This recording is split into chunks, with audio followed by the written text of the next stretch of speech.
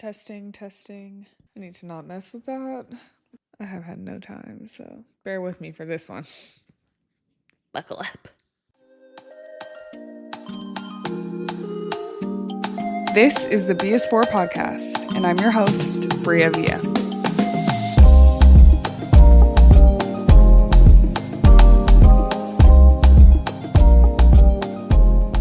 Hey y'all, welcome back to another episode of the BS4 podcast. I'm your host, Bria Villa, and today we're going to talk about books. That is what the B is for, because once I really started reading and applying myself in that way is when I really started to figure out who I am. And reading quite literally changed my life. Like, it shaped the way that I view so many things. And I felt like I have never talked about the books that I've read and the way that they've impacted me. And so that's why I wanted to talk about that today. And I've been having a thought a lot lately that's honestly been really concerning to me. I'm not going to lie. I'm watching the rise of technology, and I actually work in tech, literally talk about AI programs all day long. And while I think there's so much beauty in what technology can do for us, I also think that in one hand, it's almost like enabling creativity and intelligence, but on the other hand, it's depleting it in other areas. And so all that to say, I'm not going to get down that rabbit hole. We're talking about books, okay? I just think that reading is detrimental. Like, functionally reading, taking time to read is so incredibly important. I cannot emphasize it enough. I cannot emphasize enough. If you are one of those people who's like, I don't really like to read, baby, try. Read. Pick up a book. Do an audiobook. Something. I don't like reading is just not an excuse. And to be honest, I was one of those people. Like, I always said, oh, I don't really like reading. It's not for me. You just don't know what you like reading yet. It's not that you don't like it. You just don't know what you like reading, what genre you like reading, what interests you. And if reading is difficult for you, you really should challenge yourself to do it. If you cannot keep your attention span on reading more than 3 paragraphs, it's time to pick up a book. And I mean this in the most serious way. I'm like, actually not kidding. Pick up a book. We are watching intelligence diminish significantly and quickly because of our access to technology and how little we are willing to critically think, because it has become too difficult to. So please pick up a book. It does not need to be long. You can start with essays, but something. I need you, if you are listening to this episode, to challenge yourself to finish a book by the end of this year. That is my challenge. And I'm going to give you 5 books that completely changed my life, and they very well could change your life too. I believe that you can tell a lot about someone by the books that change them. And I'm someone who formerly had like a pretty strong belief system, and reading is actually what completely opened my mind and changed the way that I view a lot of things. And I think it's important in reading to challenge yourself to read things. Like, once you get comfortable with reading again, and I recommend like starting the first few books with things that you know that you'll like or that really, really interest you. That way you can get into the habit of it.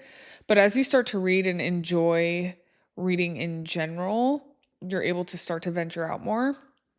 I really recommend reading books that challenge your way of thinking, that maybe talk about things that are not typically like in your belief system of your interest, but can challenge the way that you think. And it took one book to do that for me. And that book is Many Lives, Many Masters by Brian Weiss. I couldn't remember who recommended this book to me. And then I realized that no one did. I actually stumbled across this book myself. Now that I remember it, I went to a bookstore in Atlanta. So in Atlanta, there's this area called Little Five Points, and they have like a bunch of thrift stores. It's a cool little edgy, maybe hipster vibe, if you will. Antique shops and bookstores and thrift stores and a record store. Like that's just the vibe. And I was walking around there one day and I go into a store that has a lot of like incense, candles, gems, stones, books. Like it's kind of like an all purpose store, but maybe something, I guess, considered more spiritual, if you will. But they have a lot of stuff in there. And I was looking on the bookshelf and I remember this book actually stood out to me. And I picked it up and I bought it that day. I had no idea that day that I would read a book that would completely alter the way that I look at life. Like completely changed my mindset. So this book is actually, I believe, older than I am. And funny enough, when my mom was around my age, she also read this book. And I had brought the book up to her and I was like, Mom, there's this book that I just read. It like totally changed my mind, blah, blah, blah. And I explained it to her and she's like, oh my God. Not only did I read that book at your age, I actually went to a seminar that doctor was hosting. Like I went to an event that he spoke at because she was so moved by it. So this book is about Dr. Brian Weiss. Let me see. I believe that he's a psychologist. Hold on. Oh my God. Our birthdays are a day apart. That's crazy. Okay. He is 80 years old. He's actually currently living. So Dr. Brian Weiss, you changed my life. Thank you for your work if you ever see this. But, and hey, Scorpio twin. But he is an American psychiatrist, hypnotherapist, and author who specializes in past life regression. So this is kind of how the book came to be. So he's a psychiatrist. He's seeing multiple patients. He's working with a patient. They are trying everything. They've tried medication. They've tried hypnotherapy. They've tried a bunch of different tactics of therapy to help this patient work through their like crippling anxiety. And Dr. Brian Weiss decides to try a different form of hypnotherapy, and it ultimately takes this patient beyond the lifetime that they're currently in. And they start to have recallings of traumatic experiences, but it wasn't in the current life that they were experiencing. It was in a former life of theirs. The book takes him through conducting many sessions with her, studies, digging into that. He eventually then takes his work to other patients based on what he's learning with this patient. It progresses. He has cited documents and pieces on past life regressions, essentially. And the interesting part is the patient that he initially started with was a patient that, again, was suffering with tremendous anxiety. Nothing was working, etc. Once they actually started doing this work and digging into the deeper past life regressions and the traumas that this person experienced, not only would they come out of the hypnotherapy not recalling what was shared under the hypnotherapy, but they improved. Like over months of working together, over months of really digging into it, their anxiety ultimately ended up improving. And so you have to read the book to really like understand. And I think that's the first time that I was really challenged to think of something outside of heaven and hell, how life could actually work. And I'm someone who actually loves physics. I find physics really fascinating. I think science is like the language that God uses to help us understand God, if that makes sense. When I was reading this book and started to understand like more about physics at the time, I think that there was just so many things that were so undeniable to me and felt so clear to me and made so much sense to me. And I think it just completely changed the way that I view life. I think you have to be a fairly open-minded person. I think that you have to be willing to challenge your belief system if you currently have one. Yeah, I think you have to be a fairly open-minded person and be willing to kind of challenge your belief systems if there's a belief system that you currently have, and know that maybe reframing your belief system doesn't mean that you are abandoning your current one. And I think that's what this book showed me, is it was just a new way to think about my spirituality versus ditching my spirituality entirely because I've learned this, or completely switching it. I just think that a lot of us think so black and white about things, like you must be Christian or you can't be Christian. You must be Muslim, but you can't be Muslim, or you can't be Muslim. It's like there's so many like stark lines that we draw, or labels that we put on things, and your mind doesn't really have labels unless you create them. So I think it's just important when you read a book like this to just be so open-minded and allow it to give you a perspective that you don't currently have. And so this book dramatically changed the way that I look at things, and actually enriched my spirituality, funny enough. I am not a religious person, but I am very spiritual. I absolutely do believe in God. And I think delving into my spirituality and the true essence of it and my relationship with God and how I view God has improved tremendously since I started the spiritual journey, more than it was when I was quote unquote Christian. And so, not saying that there's anything wrong with Christianity. That's not what I'm saying at all. What I'm saying is the way that I experience God is so much more positive, deeper, fulfilling, purposeful after reading this book. More than years of church combined. So wild. At least for me. That may not be everybody's experience, but I just really recommend reading this book and allowing yourself to be open to it. And I think you're allowed to make an informed decision after that of how it impacts you or not. But if I could put a book in front of every single person ever, I would put this book in front of them, hands down. The second book that I think every single human being on planet Earth should read, adopt, and act as, and this is a daily practice, is something you have to do every day, is The Four Agreements by Don Miguel Ruiz. I know that so many of you have probably either read this book, heard of this book, seen snippets of this book, know the Four Agreements, but you haven't actually read it. I'll walk you through the Four Agreements because I think they're important to know and it's good information for people to have, but I really recommend that you read the book because of a couple things. One, it's a very short read. It's really quick. You can get through it in a day easily. If it's new to you, you can get through it in a week easily. Super quick. Second is the author is very simple, very clear, very straightforward. He makes harder concepts or more difficult ways of thinking very simplified, and he's outstanding at making the difficult more digestible. And three, when you truly understand these things and start to implement them and look at life this way and have like the stories and the why and the reasoning behind it from actually reading the book, it dramatically just improves your outlook.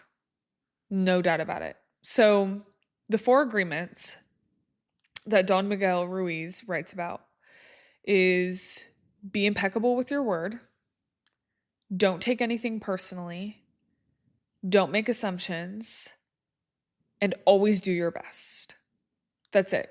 Those are essentially his, like, not rules to life, but four agreements that you make with yourself. Being impeccable with your word just really ties to the power of truth and self-integrity. Don't take anything personally ties to almost like emotional detachment and peace.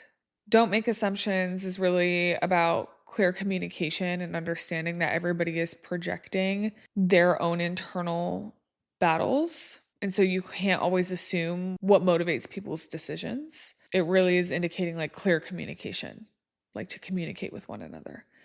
And then the last is always do your best. So it's releasing perfectionism, but also knowing that if you are going to do something, whether all you can give that day is 20%, not 100%, give it your best 20%. If all you have is 1%, give it your best 1%. I think it's definitely harder to practice than to say, but what I've learned, especially in like difficult situations or situations where I'm really thinking about what type of decision I need to make or how I want to show up or how I feel about it, I kind of go back to these four agreements of like, okay, I can't take what they did personally. I can't assume that they made this decision the way that it looks to me. I can't expect people to keep their word with me if I don't keep my word with myself or don't keep my word to them. And that's one that I really am trying to be better at, is just being impeccable with what I say. Like if I say I'm going to do it, I really should do it. And I think that this book really opened doors for me and just how I view life, how I view interactions. And I think it's so simple and so clear that it's something that everybody should do themselves the favor of and read or listen to. Listen to it on Audible. It's really good on Audible too. I've read and listened to it actually. The third book that I think everyone should read and really changed my mindset and honestly changed my life is A New Earth by Eckhart Tolle. So, A New Earth is essentially about your ego, and it's almost having like a conscious awakening of how your inner dialogue and your ego drives your decision making and how you actually have more control over it than what you think. A few things that this book covers is the pain body concept. So it's how we unconsciously live through our wounds. Like we make decisions based off of fear because of pain that we've experienced in our lives and almost how to shift out of that. It also talks about separation versus unity and how our egos drive us to be very individualized, to cast judgment on others, to have fear of things that are different from us, and how that actually all stems in your ego. Like you don't like something, or you fear something, or you judge something because your ego tells you that the opposite of that is your identity. So it has you reframe the way that you view your identity and who you are, not just what you like. This really shifted my mindset on even how I view other people and how I view labels. I really don't like labels, and I try as often as I can without being annoying about it to not use them. All that's doing is giving your ego an opportunity to attach its identity to something. And that's why people have such judgment towards others or discontentment, because we feel like, oh, my ego is tied to me being a Christian, for example. So I can't get along with someone who is Muslim. That's an example. And your ego tells you who you are, and you have to recognize that you tell your ego who you are. It's fascinating, but you're ultimately shifting from thinking to being. Like it's a personal awakening. It's realizing that the labels that you give yourself are just like your ego trying to attach to things. And the more that you kind of pull yourself out of that, the more unity that you create, the more community you're able to have, the more love that you're able to spread. And that's the way of the world. That's the way that the world should be, at least. So super, super interesting. Definitely one of those concepts that you have to spend your time with. It's not a quick read. It's something that you have to digest slowly, take notes, apply to your life. But once you do, it's like mind altering. Incredible book. Another book that is very popular, so this is book number 4 that I highly recommend. It is The Alchemist by Paul Coelho. It's all about your life's purpose, your destiny, and listening to your heart. It talks about how everybody in life has their own unique purpose. You have a life purpose that is destined for you. And once you understand your life purpose, once you understand that calling, the universe conspires with you to achieve that calling. And so a lot of us spend time on a journey to figure out what that calling is. But then it also talks about that calling, or like the thing that you're constantly seeking, is like always within you. And so you have to like seek it within yourself instead of like chasing it all around you. It's really a reliance on your faith, your intuition, and kind of like surrendering to yourself and to the journey and to what life is going to bring you, all in the pursuit of your purpose. And so I think it's super fascinating. I love any concept that talks through trusting your faith and your intuition and what your spirit tells you and following your dreams, like following what you feel truly called and destined to do. And sometimes that's something so simple as just being a mother or finding true love or healing people or making people happy by driving them on the bus every day and being a familiar face that they have. Like, your calling does not need to be grandeur. It just needs to be for you. And then the universe will literally conspire to work in your favor once you pursue, own, and live in your purpose. It's super fascinating. I truly loved reading The Alchemist. I highly recommend it. It's also great on Audible. I've listened to it and I've read it. But to me, it's one of those books, especially the first time you read it. It's not a long read. It's actually a pretty small book. It's 100 something pages. I recommend getting a physical copy of it and like sticky noting it, annotating it. If you have a Kindle, you can do the same thing on a Kindle, but I definitely recommend like physically reading it for your first time reading it, just so that you can like embrace it, take your time with it, because it's so good. And then the last book that changed my mind, and this one had just as much of an impact on me as Many Lives, Many Masters did. So I started with the one that really opened my eyes completely. And then I'm ending with one that had just as much of an impact, but in a different way, that I think everybody should take the time to read. And that is The Untethered Soul by Michael Singer. This book completely altered how I utilize the voice in my head. And fun fact, actually not everybody has an internal monologue. There's a good percentage of people who don't have an internal voice. So if you are listening to this book may not necessarily be for you, because this is not something that you experience. But for the vast majority of us, there's a pretty large amount of us that do have an internal monologue. And this book single-handedly shaped the way my internal monologue works. I learned how much control I have over my internal monologue. I learned that I can have the narrator at any point in my mind shift to what I want it to be, and that it is not the controller of my emotions. It is not the controller of my thoughts. I am. And it gave me so many unique perspectives. I actually had a reel on Instagram go viral of me actually talking about concepts that I learned from this book.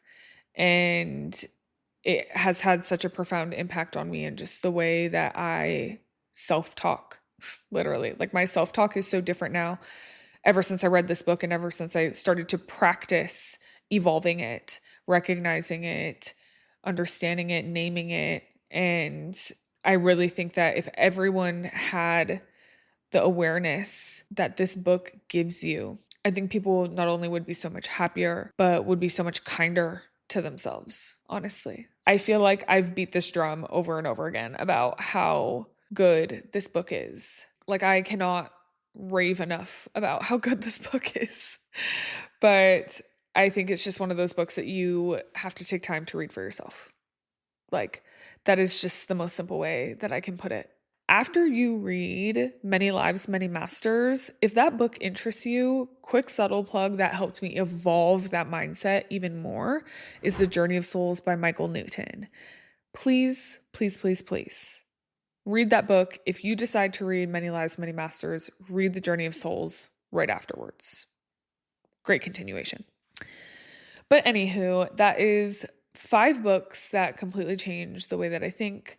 And I really recommend reading them. I think that they cover all different aspects about personhood, about self, about God, about spirituality, about life, about purpose, about community in ways that I think everyone needs.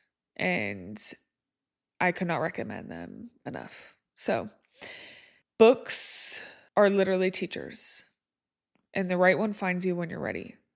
And I don't think that these are finding you by accident, in the same way that the first book that opened my mind didn't find me by accident. It found me very much on purpose. So, my challenge for you is to read one of these books by the end of this year. If not one of these books, a book by the end of this year. Challenge yourself, push yourself, use that mental muscle. Your brain is a muscle. Make sure that you are exercising it. It's so important. I'm not kidding. Please pick up a book. And if you want to start a little book club with maybe some of my other listeners, DM me and I'll get a little group together so that y'all can read it together. I feel like that would be so fun. Or reread it with you. Why not? I love these books. I'd read them again. So, thank you so much for tuning in this week. I appreciate you as always. I hope that you enjoyed this episode. Thank you for showing up and giving me your ears this week. And I really hope that you take something away from this and are able to sit down and just read for a little bit. So important. So when I see you next week, I hope that you have picked up a book by then. I look forward to chatting with you very soon.